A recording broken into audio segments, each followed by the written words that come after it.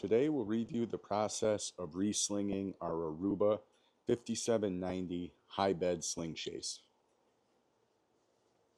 The tools required for this process are going to be a 3/8 driver, a 5/16 driver, our telescope sling starters, a flathead screwdriver, a pair of angled cutters, a rubber mallet, and our telescope spreader tool.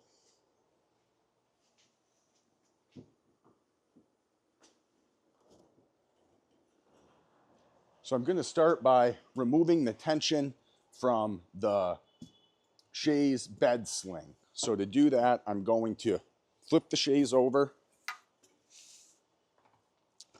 and I'm going to grab my 3/8 driver. In 6 locations, 3 per side, I've got a 3/8 lag that's holding my seat assembly to my leg assembly. I'm just going to back that fastener out about 1/2 of an inch and leave it installed in the leg assembly. I'm going to do that in all 6 locations.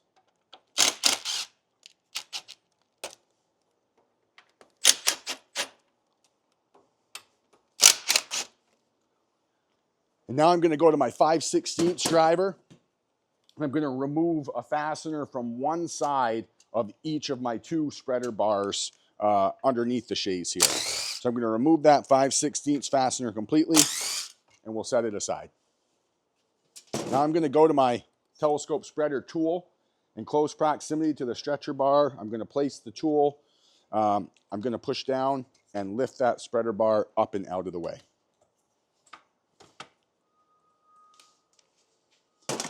And that'll complete the process of removing the tension from our chaise bed sling. Now I'm ready to flip the chaise over and remove the tension from the chaise back. So I'm going to keep with my 5/16 driver here on one side of this stretcher bar across the top of the back of the chaise. I'm going to completely remove both 5/16 fasteners. You got 2 in each side. I'm going to remove these 2 completely and set them aside. Now I'm going to go back to my spreader tool, spread, lift up on the bar, and I've removed that tension from the back sling. Now I'm going to go to my flathead screwdriver. I'm going to remove my seat rail caps and set those aside. Now I'm going to take my existing sling, and that'll slide right out. Now I'm going to grab my telescope sling starters. I'm going to place them in the ends of my seat rail. I'm going to grab my replacement sling. I'm going to note the location of the telescope label so that I can install the sling properly. I'm going to start both sides evenly. I'm just going to slide the sling down into the seat rails. Once I get the sling flush to the end of the seat rails, if I have any excess dowel sticking out of my sling, I can use my angle cutters to trim off that excess dowel.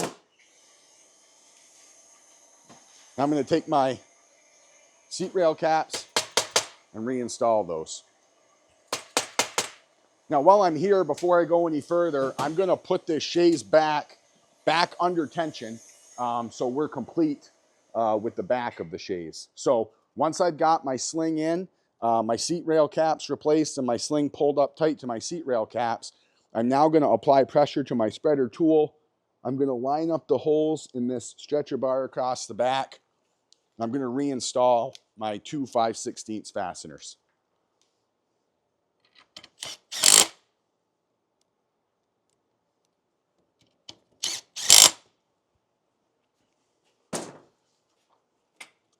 Now we're ready to move on to the chaise bed.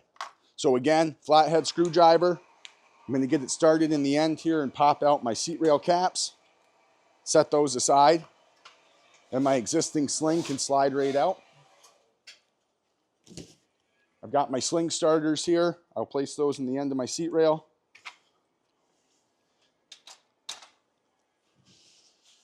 I've got my replacement sling. Note the location of the label.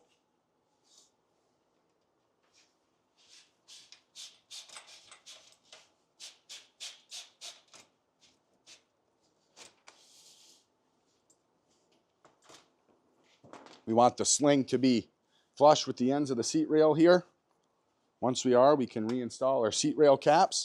If we have any excess dowel here, we can trim that off. And now we're ready to put our chaise bed back under tension. So we'll flip the chaise over. I'm going to go back to my 3/8 driver now, and I'm going to tighten all 6 of the 3/8 fasteners first, making sure that the sling is pulled down tight to my seat rail caps.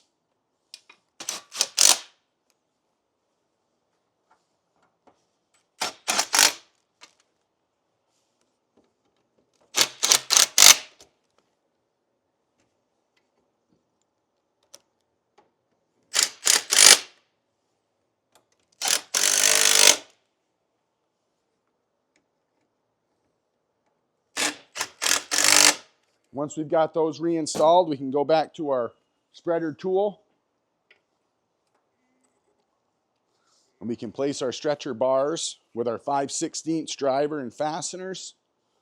We'll replace the one that we removed. We'll do the same here.